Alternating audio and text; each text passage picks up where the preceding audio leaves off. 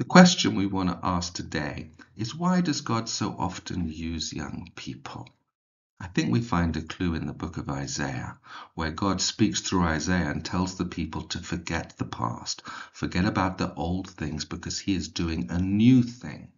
God is a living God, and he often moves in ways that we do not expect. He does a new thing.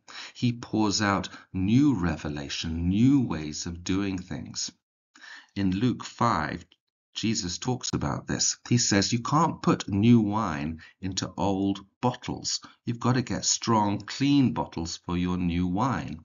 In Jesus' time, they used wineskins. And if you put new wine into an old wineskin, it would split and the wine would fall out. So Jesus said you have to find a new wineskin to put the new wine in.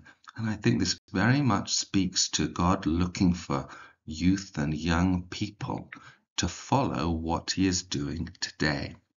Now, the problem for young people is that they're often looked down on by the older generation. Paul told Timothy, don't let anyone look down on your youthfulness. When David went to battle, the older brothers really looked down on him, calling him names because of his curiosity about the battle. And young people often look down on themselves as well. When Jeremiah was called to be a prophet, he said, but I can't be a prophet, I'm a youth.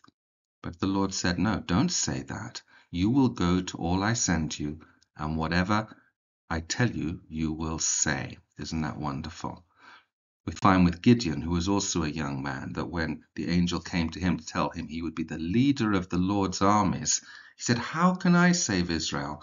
My family is the poorest in the whole tribe, and I am the least thought of in the entire family. God often chooses young people who come from a low station. And I love what Mary says when she's told she's going to be the mother of God's son. She praises and rejoices in God because she recognizes that he has valued the humble state of his servant.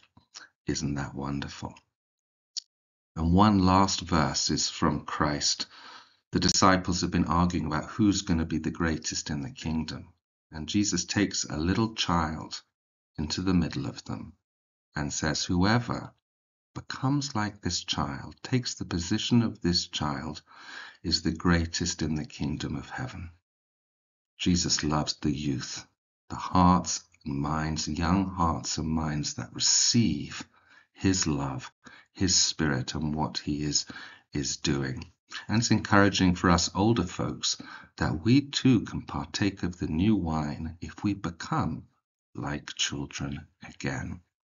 I want to encourage you to stay in touch. Subscribe to this channel. I'm going to be posting more things about the last days, and I truly believe that God's Spirit is calling many of you to follow him in this time. God bless you.